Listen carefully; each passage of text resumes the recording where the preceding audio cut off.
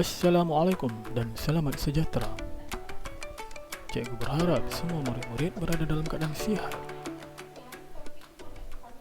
Okey, hari ini kita nak buat sedikit tutorial pada muka surat 188 berdasarkan tajuk-tajuk kita yang lepas, iaitu apa tajuk kita ya? Kebolehjadian.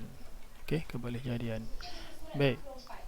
187 masing-masing boleh semak dan kita pergi satu persatu. Kita besarkan sikit.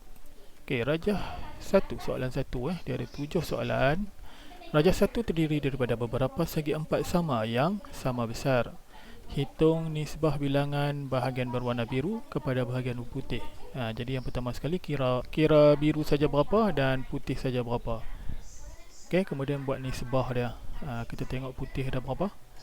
Putih dulu 1, 2, 3, 4, 5, 6, 7, 8, 9, 10, 11. Putih 11. Biru awak kira sendiri ya. Nanti jawapan dia nisbah bahagian biru biru kepada putih. Nisbah kepada putih. Tengok tajuk, tengok apa nama soalan. Hitung nisbah bilangan bahagian berwarna biru kepada putih. Jadi biru dululah. Okey, kemudian soalan koordinat. Lihat satah di bawah. Cari jarak mengufuk dan jarak mencancang. Ingat, mengufuk ialah macam tu, mencancang adalah macam tu. Ini X, ini Y. Dia nak titik C dengan F. Kita tengok C. C sini. C adalah 1, 2. Kedudukan C adalah 1, 2. Dengan F.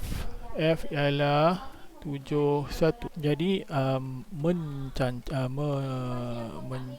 mengufuknya ialah 1, 2, 3, 4, 5. Maksudnya 5. 1, 2, 3, 4, 5, 6. Maaf, 6.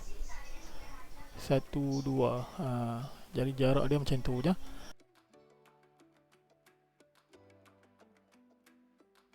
Yang lain tu boleh buat sendiri. Teknik dia sama saja. Padankan peristiwa berikut. Soalan 3. Suhu di Malaysia mencapai 40 darjah Celsius. Okey, 40 darjah Celsius. Sebelum tu kita tengok sikit kulim.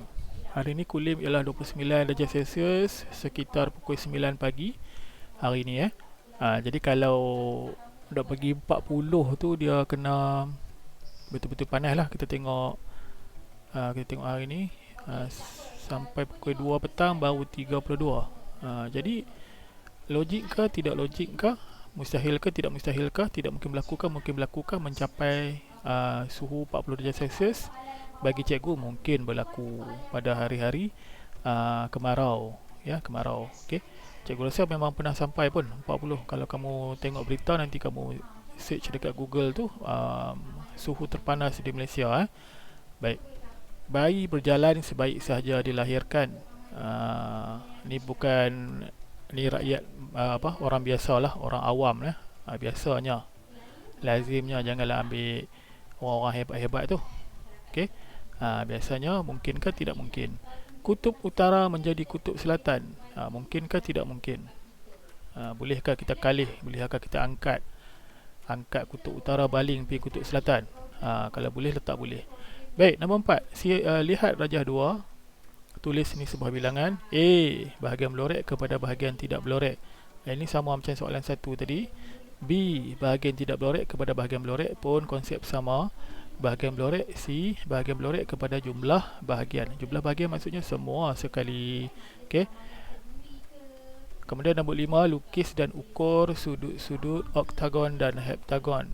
Okey, oktagon dan heptagon. Nanti awak tengok balik muka surat, buku teks awak tu ada bahagian rupa-rupa geometri tu. Berapa sudut oktagon, berapa sudut heptagon. Okey, kalau awak tak nak buka, cikgu lah buka oktagon shape. Okey, oktagon kita ada 1, 2, 3, 4, 5, 6, 7 sisi, 8 sisi oktagon ya.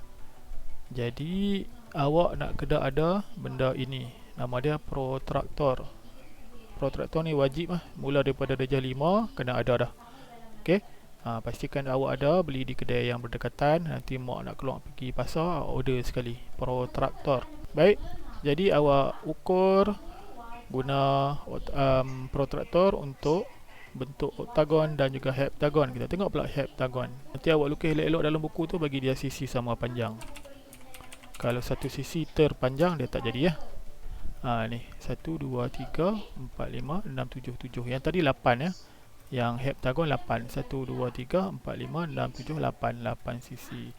Seterusnya, nombor 6.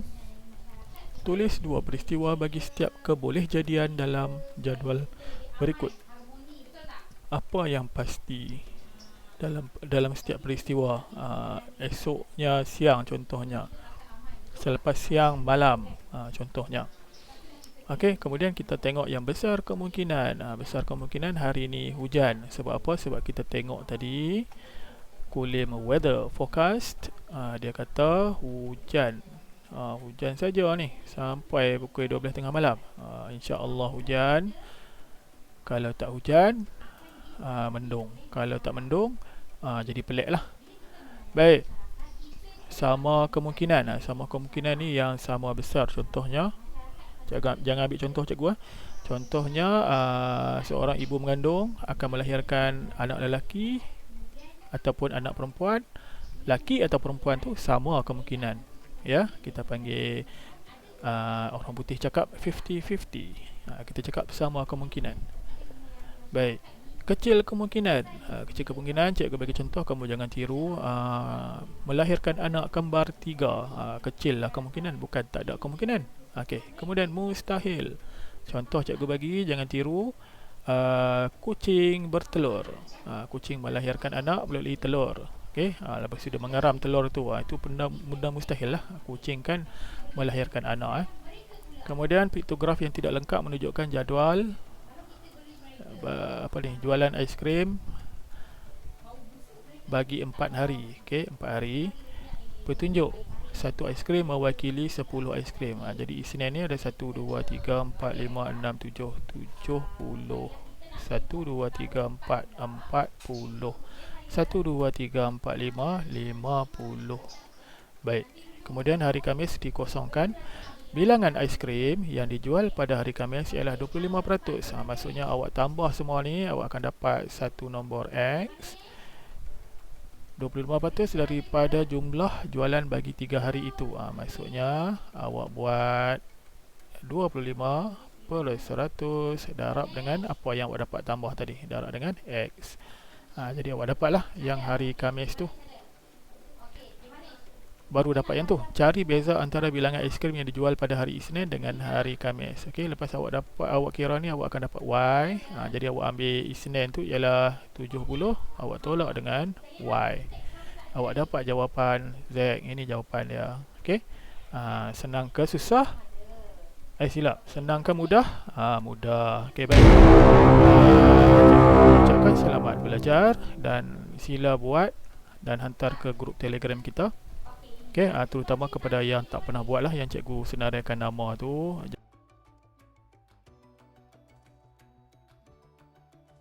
Jangan biarkan diri awak ketinggalan, sebab macam cikgu pesan, matematik ni di mana-mana pun ada. Sekolah menengah dia makin lama makin susah. Takkan awak nak ketinggalan di sekolah menengah nanti. Kalau awak tak catch up sekarang, susah awak nak catch up di sekolah menengah. Okey, lepas sekolah menengah awak masuk politeknik, universiti, college, STPM, SPM, apa semua tu semua ada matematik. Tak boleh lari daripada matematik ya. Siapa yang benci matematik, awak akan susah hidup awak nanti.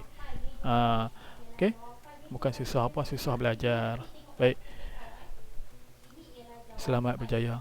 Assalamualaikum warahmatullahi wabarakatuh.